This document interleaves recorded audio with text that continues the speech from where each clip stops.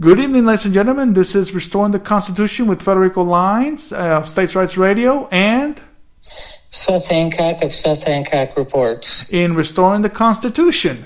Right now we have a special episode on because tomorrow is Tax Day, the unconstitutional holiday of all days, and the unconstitutionality of the 16th Amendment. Well, I don't call it unconstitutionality. I call it the unprincipled amendment, which is the 16th Amendment. And let's have a little discussion with that, particularly because I just got my, I filed my taxes, I reported my taxes, and I got only $168 in return of my hard-earned money. How much are you going to get, Seth? I'm not going to get any. I'm going to be paying in. But that's because I am a contract. And basically, I have to pay in every year. I don't really file quarterlies, which I should. But so I'm going to be paying a nice sum to the government, which I always hate every year. To the federal government. To the federal government in particular. I mean, I know you got a state income tax in Illinois, and how much are you paying in for Illinois state income tax? It's somewhere around 500. Oh wow, yeah, that's. I mean, right. I don't want to plug in my upcoming book, but this is where many Americans fail to see that states, states have the right to have their own direct taxation. Federal government can have their own direct taxation as well. It's just happens, Seth, is that it's unheard of that the federal government has to impose federal direct taxation because it has to be with accordance to census. How can you pass a direct tax to cities that are not the same size population-wise, agriculture-wise, farming-wise, etc., commercial-wise? It's just unheard of. That's why the framers of the Constitution gave it up to the states or to the local counties to pass direct taxation. Yeah, and you just... What's happened with the 16th Amendment and the income tax? We just we gotta understand what's happened with the creation of the IRS, and it just shows you how controlled we are by the federal government. Well, when you think about it, it's not just the taxation. It's also the our right to privacy that we have to send all this personal information to the federal government every year, and that the federal government doesn't have a right to know. I mean, I have a Fifth Amendment right to remain silent. So shouldn't I have a right not to divulge any information every tax season? But if you don't, you're going to jail. So you have to do it. I think if America were functioning the way it was supposed to under the Constitution and the way that the founders envisioned America, the highest tax rate you would be paying to would be your local government. You'd be paying more to your local government because they're doing more for you. And then the state would be the next. And then the federal government really should be very minimal taxation. But we've inverted it. It's now we pay the most to the federal and then to the state and then to the local government. And and we keep paying more because people expect more from government. And if we want to get rid of this, we've got to start taking responsibility for our lives. Yeah, no, you're right. You're absolutely right. And one thing that I always point out is that it's just that the federal government has. I'm not denied the right of taxation to the federal government. The federal government has to have a taxation policy, just not onto the sovereign states, just not to the sovereign individual. They can pass their own taxation indirectly as tariffs. That's one thing that, Woodrow Wilson despised tariffs, but yet he was one of the proponents that passed the Revenue Act of 1913 that established the income tax, all thanks to the 16th Amendment. Now, the 16th Amendment, one thing that people understand is that I call it the Sanctioned Robbery Amendment, because the federal government has decided to declare what is taxable and what is not, and then in 1919, the federal Congress decided to make stock dividends taxable income, but the Supreme Court said no, it's not taxable income. So then, if they're saying stock dividends are not taxable income, can gas be non-taxable? Can food? Can lodging? Can air travel? So that's why it's a sanctioned robbery, because it. As I've said before that I don't quite agree with the majority of opinions of Justice Louis Brandeis, but in one that he dissented, that he agreed that Congress had the right to pass this stock dividends tax, is that it's from whatever source derived, and it's a very arrogant it's a very arrogant language of an amendment, and it was passed by Republicans. Now Republicans hate it, but they don't want to repeal it. But back then Democrats hated it and opposed it. Now they love it because they saw the genius behind it. It's free money coming to their way, so they don't want to repeal it. So that's the evils of also a two-party system, which we'll get to the 17th Amendment. But I just think that people need to understand that the reason behind the founding of this country is based on individual and state sovereignty and liberty, where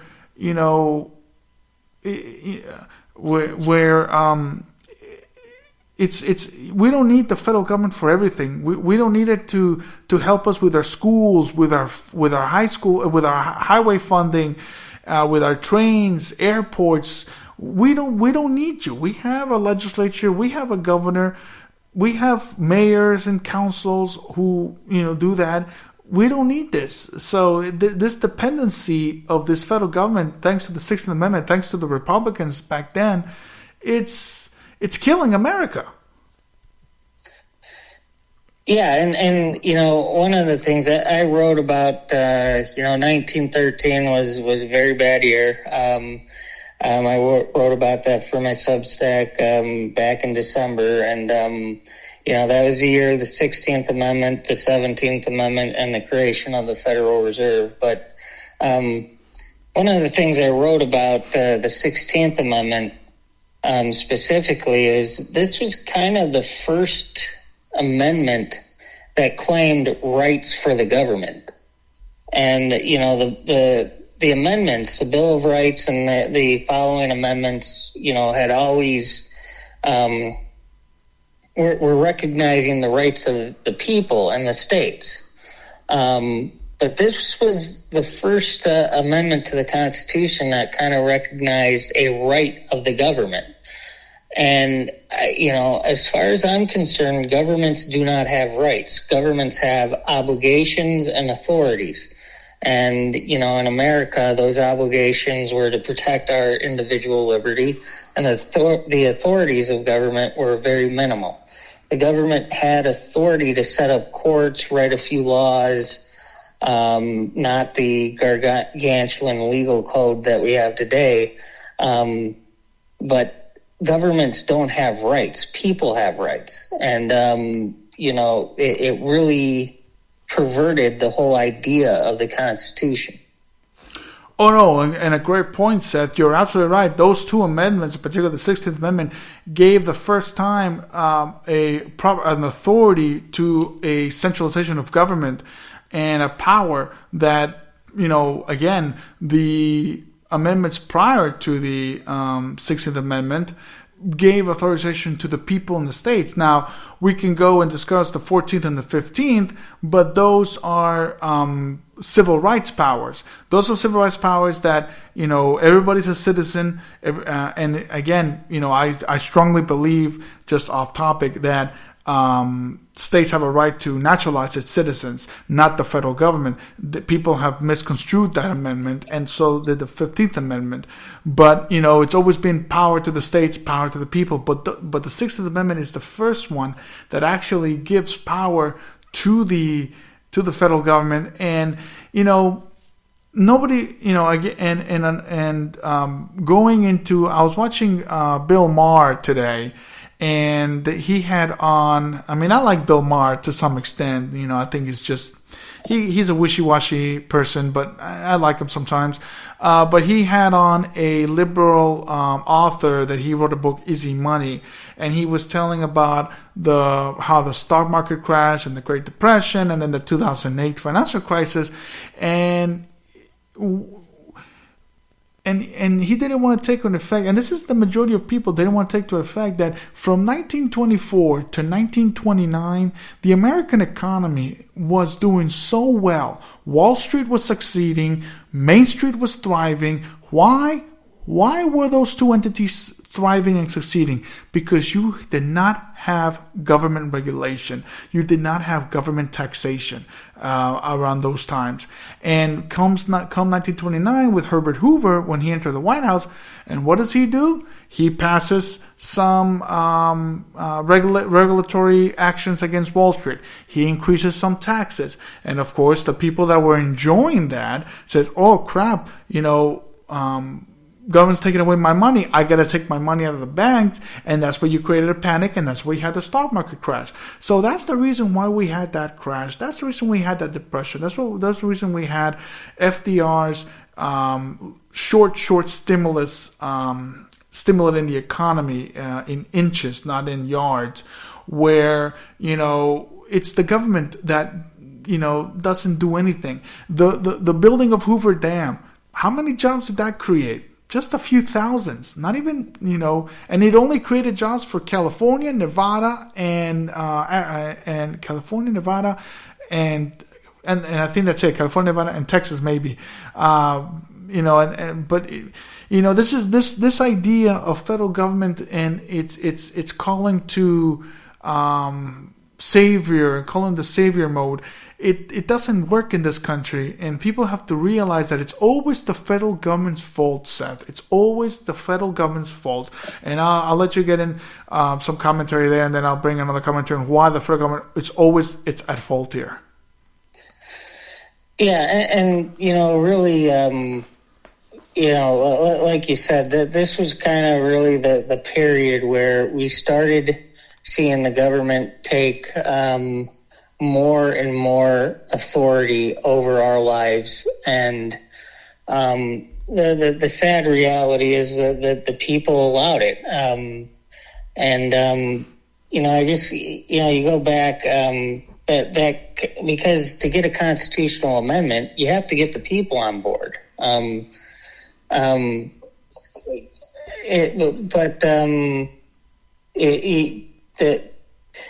The thing is that the 16th Amendment basically set up the right of the government to tax us, and they didn't even put in a limit. I mean, there was a promise at the time that it would be no more than something like, I think it was 2%. The income tax would never exceed 2%, which of course never lasted. It's of course much higher today, but it didn't last long. As far as I know, back then it went above 2% rather quickly. So we just basically gave the government this supreme power over us, and the whole thing is,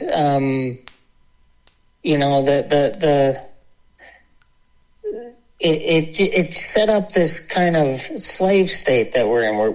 We're effectively slaves to the government,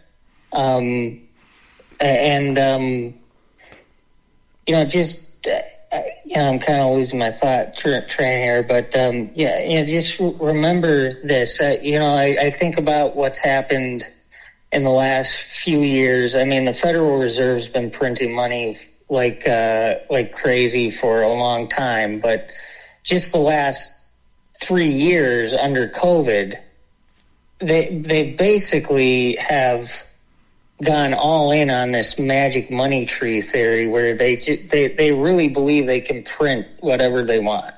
And so if they can print whatever they want, why are we still taxed?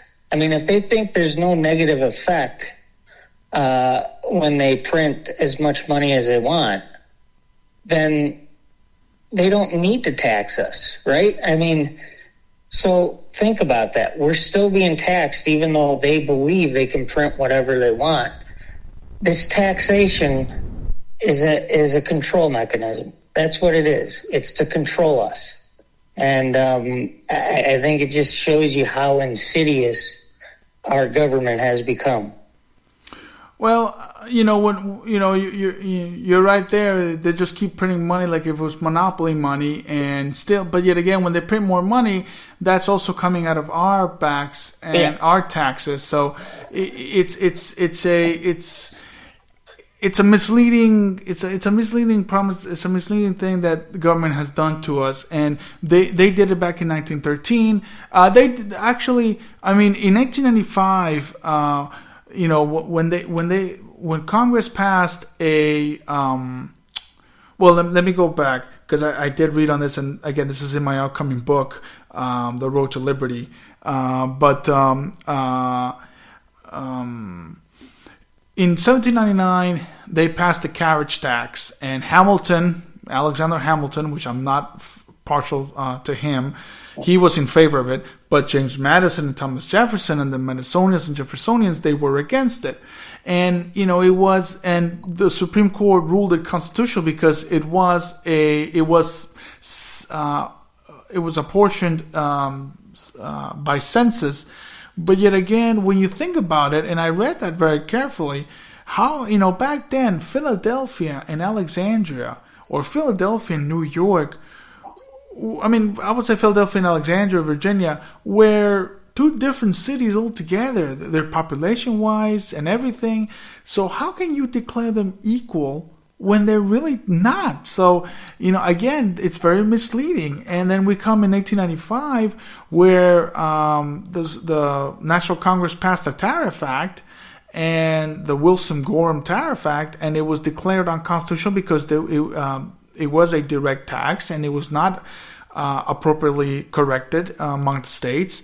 But yet Justice Harlan was one who dissented and calling in for a constitutional amendment that kind of sealed the fate. And, the American people, when it comes to that, this is why politicians, they like to mislead the public. They did that with the 17th Amendment, and I'll get to that, and we'll get to that shortly. But they like to mislead people, and they like, now you have the Bernie Sanders saying that we're going to tax the rich, and here you have Ted Cruz, Ted Cruz, that we're going to give you tax cuts for the middle class, and they like to mislead people, and this is why the American people are in such disarray. They don't know who to believe. Some people like Bernie Sanders saying that we're going to tax the rich, and other people like Ted Cruz that we're going to get tax cuts for the middle class. So, how about you just get rid of the direct taxes of the federal government? How about, But again, the thing is that the National Senate and the Congress feeds in on that and misleads the American people. And just one thing that the American people gets misleaded is that in 1917, Seth, the Supreme Court ruled that residential segregation was unconstitutional and ceased to exist.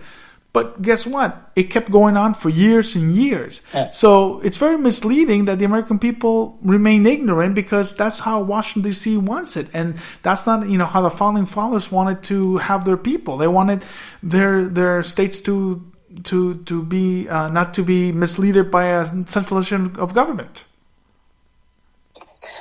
Yeah, and when you you bring up the politics, the left-right politics, and really it's Yeah, you look at this idea of taxing the rich, and that sounds good to a lot of people. I mean, because you can see how, especially the uber rich, the billionaires, like Amazon and Elon Musk, and how these people have become welfare kings. So it's easy to say, because they get so much money in terms of carve-outs and stuff, that, they're not paying their fair share, and the whole thing is, we should be looking to eliminate this taxation, not taxing the rich more, not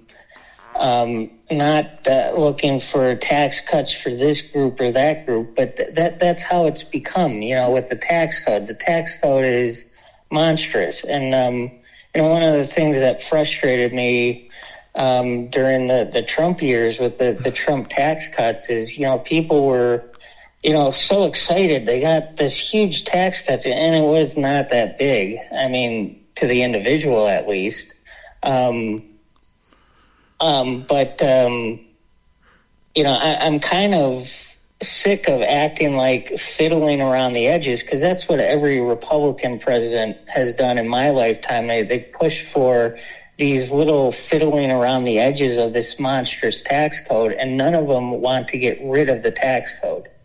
I'm not going to be happy until there's actually massive tax reform, which I believe means ending the income tax once and for all and shutting down the IRS.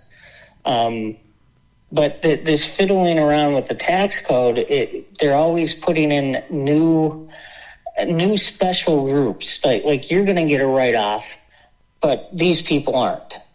And both sides do it. And this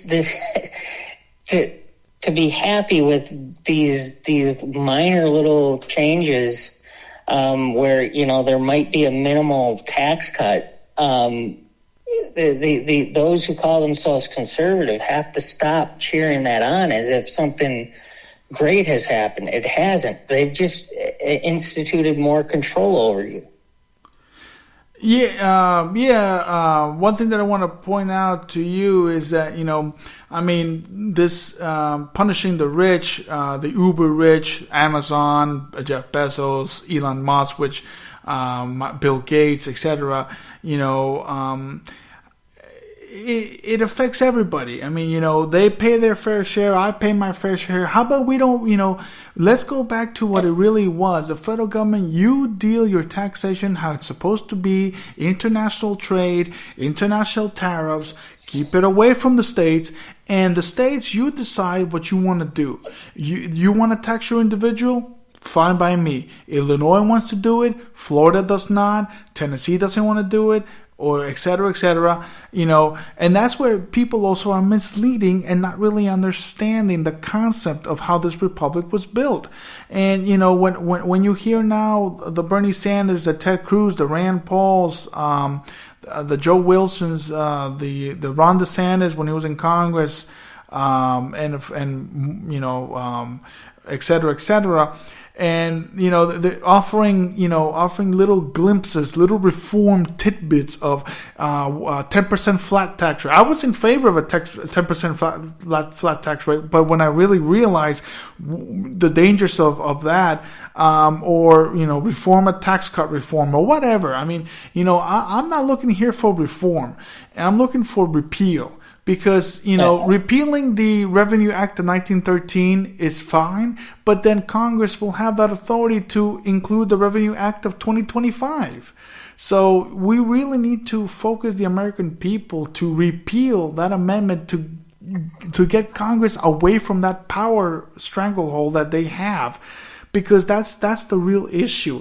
And of course, the Convention of States are saying, well, we're offering a balanced budget amendment. Big deal. A balanced budget amendment. You got the 60th Amendment giving Congress unlimited budget, unlimited spending, unlimited taxation. That's not going to help a dime. So, you have American people that are just offering tidbits instead of offering the main thing source. When I was in Montana, Professor Rob Nadelson, who's a big proponent of the Convention of States, nice guy, but a bit of a loser.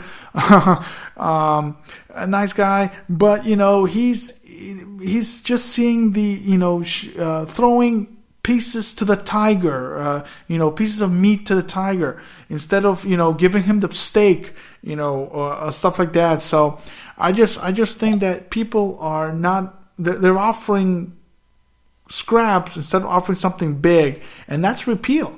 Because when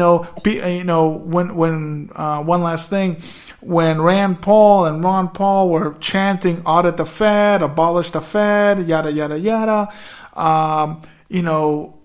if that ever did happen, Congress will establish a new type of Federal Reserve. Congress will establish a new IRS agency. So it's the 16th Amendment that we have to get rid of the IRS, to get rid of that. And we need the American people really behind that. That's the big chunk. Yeah, and first off, just you mentioned the Convention of the States. I just want to remind people what they're saying is that the Constitution failed us, and that's not what failed us. It's the politicians, it's the bureaucrats who are that we put up with that have led to the poorest state that we're in. So this Convention of the States is just a ludicrous proposition. There are obviously, like you said, we need to repeal the 16th Amendment, the 17th Amendment. We need to repeal these things, which we can do without. We don't need a Convention of the State to repeal. And we know that with the Prohibition era. We don't need a Convention of the States. But just further on that, I remember I was a Ron Paul supporter in 2012, and I remember one important thing that Ron Paul said. He was asked, would you get rid of the IRS? And he said immediately. And then he went on to say, basically, but we have to change our understanding of government. Because if we want to keep the welfare state, the warfare state, the entitlement state, then we can't get rid of the income tax. But if we want to get back to a government that protects our liberty, which is very small government, there's not a whole lot that the federal government has to do. Under the founding of the Constitution, if we want a government that stays within that limited scope of authority that the Constitution gave it, then we can eliminate the income tax easily. We don't need the income tax. But if we want all these so-called services, all these things from government, then you're going to have to face taxation. So this really comes to a matter of, what do the people want? If the people want the government to keep taking care of them, then we have to keep the income tax. But if we want the government to protect our liberties, we don't need the income tax. And I just want to note that I lost my train of thought. Go ahead. No, that's fine. No. You're right. What Ron Paul said, and I'm a big Ron Paul fan, and and Papa Paul and Baby Paul, I'm a big fan of them. And you're right. And the idea of Ron Paul that if you want this change to get rid of the 16th Amendment, then that means that you're not going to be dependent of the federal government. Do you really want that? And a co-worker of mine told me a story that he had a friend from Mississippi, and when Barack Obama started handing out stimulus checks, he quit his job and he started receiving those stimulus checks because of the 16th Amendment. And the thing is that welfare state is not a racial divider. Oh no, it affects it's for everybody. It's for whites, blacks, Hispanics, Native Americans, documented, illegal, aliens, documented, undocumented people. It's for everybody, and I'm against it because it defeats the purpose. But yet again, I don't think the thing is that the politicians have used this to gain votes. Barack Obama did it, Donald Trump did it, even Biden has done it, and will continue on. So the American people really has to not be bamboozled by these politicians, because all they're doing is to get their votes. And yes, sadly, I remember back in 2012 where Barack Obama was giving free phones to voters in Ohio. And I think Ohio mostly, because it was a toss-up state. And I recall the Obama phone lady that she's voting for Obama because she got an Obama phone. And Romney, well, she says Romney sucks. Yeah. So the thing is that you're right. We have to lose this dependency, and the American people has to stop being bamboozled to lose this dependency in order to do it, as Rand Paul said. Yeah, and that just gets back to kind of the whole point of just the whole point is taking responsibility for your life, and do you want a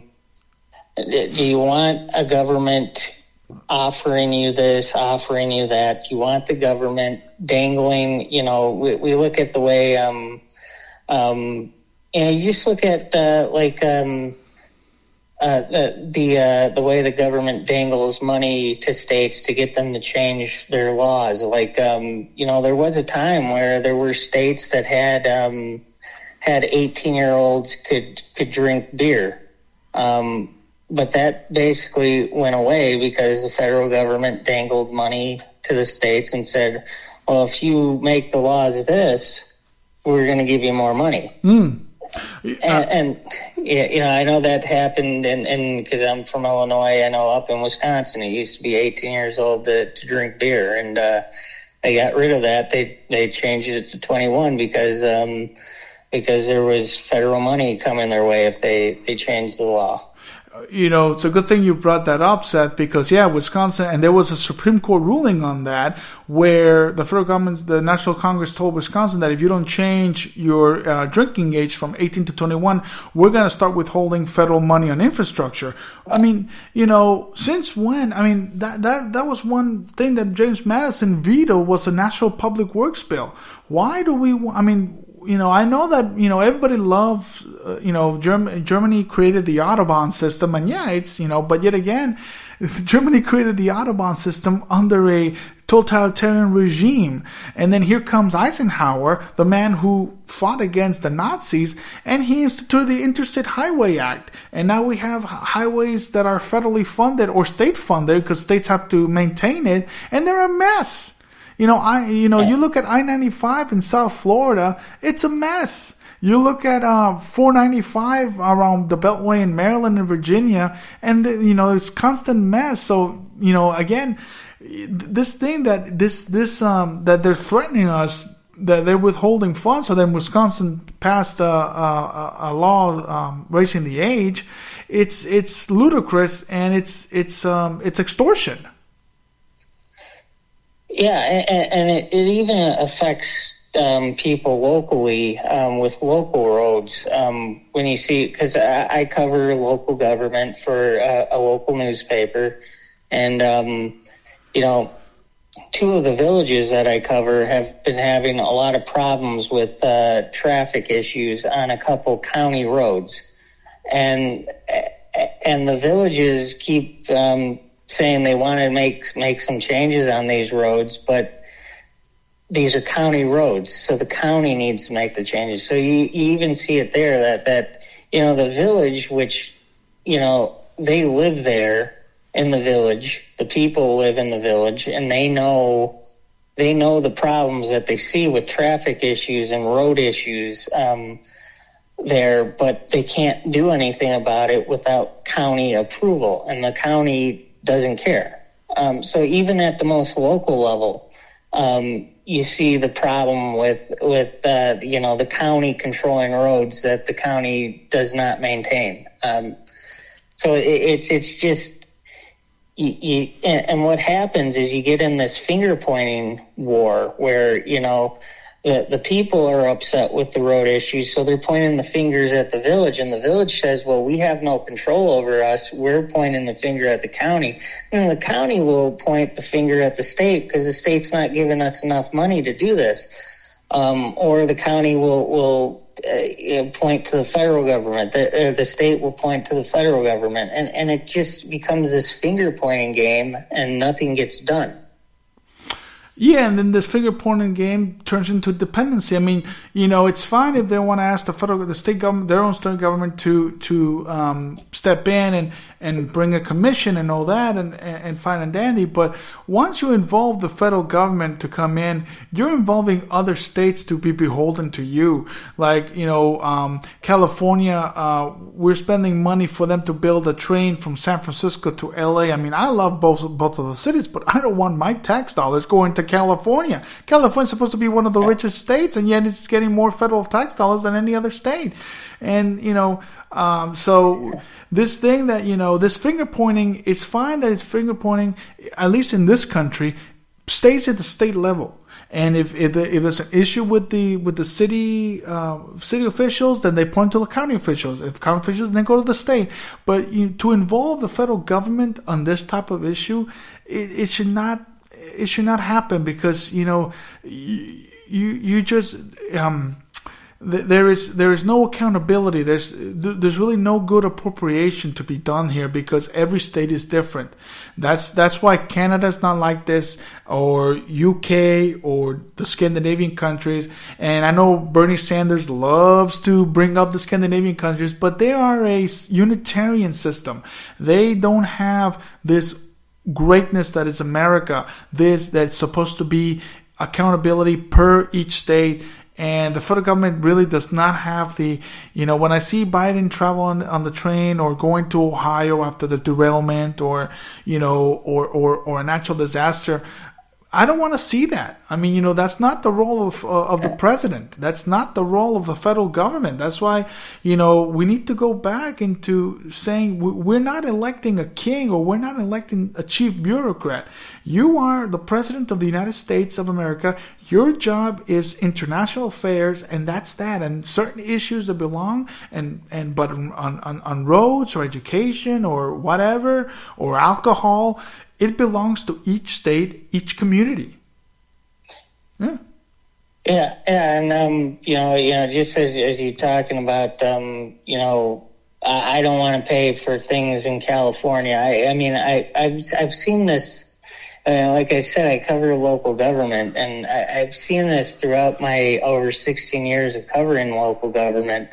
I see time and time again these things come up. Like just recently, one of the school districts that I cover, they're going to use hundreds of thousands of dollars in federal grants, so from federal taxpayers, to buy kindergarten furniture. Like, I'm just thinking, why is somebody in Texas and California and Alaska paying for kindergarten furniture for a school district in Illinois? Like, how is this possible? I report on it, and I report that the nation's taxpayers are going to pay. Nobody seems to care. I mean, they want that money. In fact, people are happy that hey, look, we got a federal grant. I mean, politicians brag about it, that they got federal grants to do something locally that the rest of the country doesn't have a chance to use. Like, and you have to look to the taxpayers. You know that your tax dollars are going to pay for similar things elsewhere, and you're fine with that. And I think people are happy with that. They're happy when we use the. I kind of view the federal government as kind of a middleman. So they take our money and then they divvy it out to their friends, and but they keep a little bit there. So it's just madness, and people don't seem to understand how this causes inflation. It causes prices to go up. It just causes a lot of unseen problems that people don't realize. Yeah, people don't realize it's not that they're happy with it, or I mean, except for the people that are getting these funds. And I know Barry Goldwater, back in when he wrote his book, The Conscious Conservative, he spoke about this, that, you're having federal tax dollars going into Arizona, and people are happy with it because it's, it's not Arizona tax dollars, and it's misleading, and it's unethical. I wouldn't say it's immoral, but it's unethical that other people are paying for your stuff.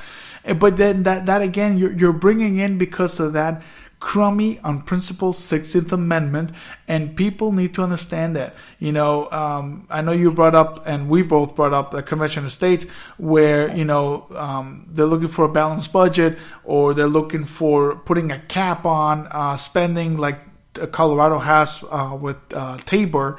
And that's not going to stop it one bit, because they're going to find loopholes.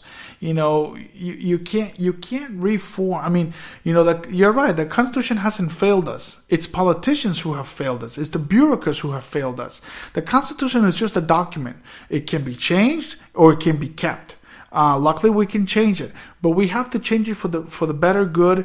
And people really have to understand. People really have, But yet again, you have people like Trump coming in and saying, well, we're going to build a wall.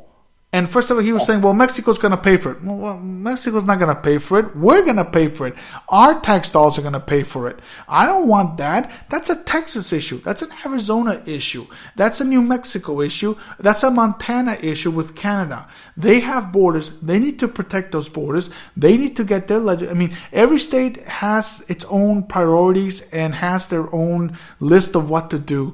And that's why they have a legislature that's why they have a budget to put in whatever services they need to protect their services, their borders, and all that. So when I hear Trump still talking about a stupid border wall, I don't want to pay for that stupid, because I live in Florida. I'm a peninsula. What is that? How is that going to affect me? Florida's a peninsula. Illinois is up there, almost close to Canada. How is Illinois? I mean, I know they travel, and if illegal aliens travel to Illinois, then Illinois will handle them accordingly, because if they commit a crime, then Illinois will send them up to Joliet prison. And the same thing with Florida. But, this thing of dependency from both sides, it sickens me. It really sickens me that both sides are craving dependency. It really does. Yeah, speaking of the border wall, that was something that I again, going back to Ron Paul in 2012, one of the things he said is, you got to think, are they building the wall to keep people out, or are they building it to keep us in? Which, I know we live in a time with air travel and stuff, so it's kind of hard to keep us in, but, I've never really. I think there are certainly problems at the border, but the solution is not a wall. I mean, one of the problems is it's the welfare state that attracts immigrants who might not be coming here specifically to work hard. There are I think a lot of immigrants do come here to work hard and create a better life. But I think there are also a lot who know that they're going to get a lot of free stuff. And I have a problem, just as much of a problem, with born and raised American citizens on the welfare state. And that's something that I get frustrated at with a lot of conservatives, is that they're upset that somebody came here illegally and is getting free stuff from the government. Well, I have a problem with born and raised Americans getting free stuff from the government, so-called free stuff, because nothing's free. But, there becomes this hypocrisy. We need to end the welfare state once and for all for everybody. This is just not something that the government's supposed to do. I mean, people are supposed to take care of themselves. period. And the government is there to protect our liberties so that we can take care of ourselves. Yeah, you're right. And with that note, tomorrow that is tax day, American people that you're listening, make sure that, when you file your taxes, you're doing it unprincipally, and you're doing it that it's unconstitutional. It is, regardless if it's in the Constitution or not. It's still an unconstitutional amendment, as I like to call it. And I want people realize that the federal government has no business whatsoever to direct tax on us. They really have no business. And I want the American people to really know that. So when you hear Trump and when you hear Biden or Bernie or Ted or whoever and talk about taxes, blah, blah, blah, blah, blah, they have no business talking about it. They really don't.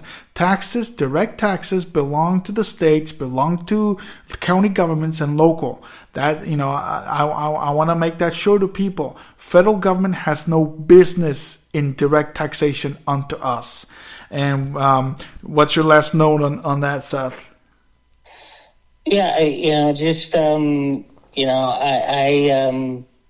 certainly, I don't advise people not to file their taxes because it's not worth being locked in a cage for. But, I really wish there was a movement of, a massive amount of people who just said, yeah, we're not going to file our taxes. But we're not there yet. So, you're doing it under duress. When I file my tax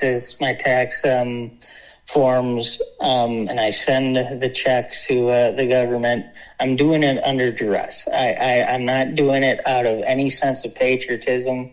The income tax is one of the most unpatriotic amendments there ever was to the Constitution. So you just do it, knowing that do it under duress. You're doing it to just save your butt from being locked in a cage. Don't think that you're being some great American by cutting a check to the government, because you're not. It's just a bribe. You're bribing the government not to lock you up. No, you're right. Good point there. And it's not, when people say paying taxes is a sense of patriotism, like Justice Oliver Wendell Holmes said that, we live in a civilized society, we have to contribute, we have to pay taxes. No, we don't. I mean, we are forced to pay it. That's the key. We are forced to pay it. And I'll continue to force to be paid because you're right. I don't want to be locked in. I don't want to go to jail. So I guess I'll have to do it. But I hope that there is a movement out there to really get people out there to really repeal that amendment as soon as possible, because it's really unpatriotic. Yeah. And with that note, Seth, this was great discussion. Enjoy your Unconstitutional Tax Day tomorrow, and we'll be here next Sunday. Have a great night, everybody. Good night.